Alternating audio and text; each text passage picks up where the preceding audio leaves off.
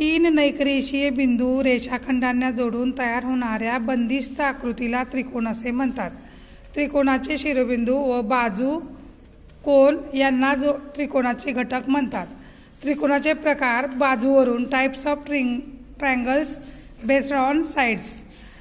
खालील त्रिकोणातील बाजूच्या लांबी कर्कटक व मोजपट्टीच्या साहाय्याने सेंटीमीटरमध्ये मोजा.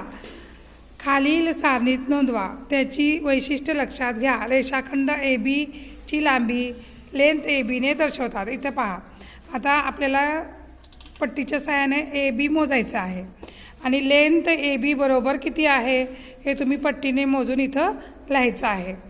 तसेच बी सीची लेंथ मोजायची आहे. असं ही आहे एल जे आहे हे लेंथ आहे आणि बी सीचा लेंथ आपल्याला मोजायचा आहे. ए सीचा लेंथ मोजायचा आहे.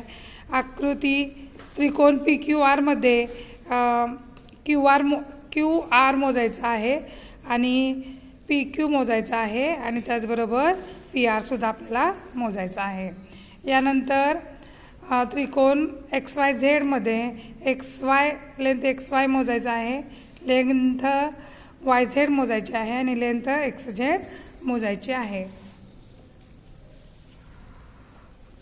मागील सारणीत आकृतीमध्ये लेंथ ए बी सीमध्ये सर्व बाजूंची लांबी समान आहे म्हणून ए बी सी हा समभुज त्रिकोण आहे. या त्रिकोणामध्ये याची लांबी समान आहे म्हणून हा समभुज त्रिकोण आहे. त्यानंतर ज्या त्रिकोणाच्या तिन्ही बाजू समान लांबीच्या असतात त्या त्रिकोणाला समभुज त्रिकोण म्हणतात.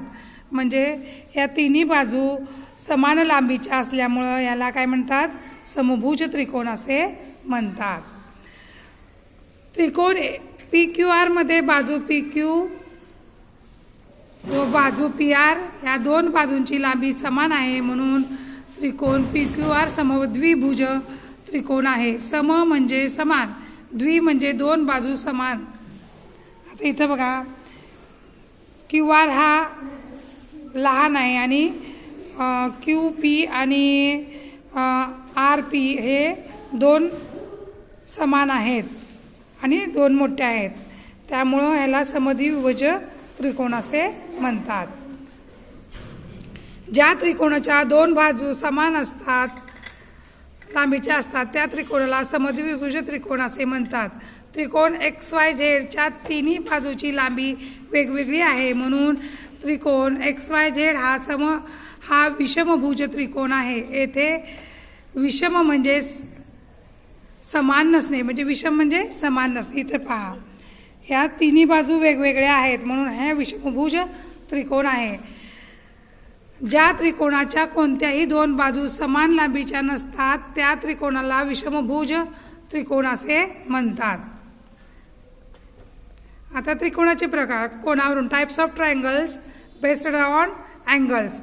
आता इथं मध्ये हे तीन आकृत्या दिलेल्या आहेत. ह्या तीन आकृत्याची तुम्हाला लांबी मोजून इथं तुमच्या ह्या तक्त्यामध्ये त्याची नोंद करायची आहे. यावरून अशा निरीक्षणातून तिन्ही कोन लघुकोन आहेत आणि याच्यामध्ये एक कोन काटकोन, दोन कोन लघुकोन आहेत आणि एक कोन विशाल कोन व दोन कोन लघुकोन आहेत. याच्यावरून तुम्हाला हा तक्ता भरायचा आहे.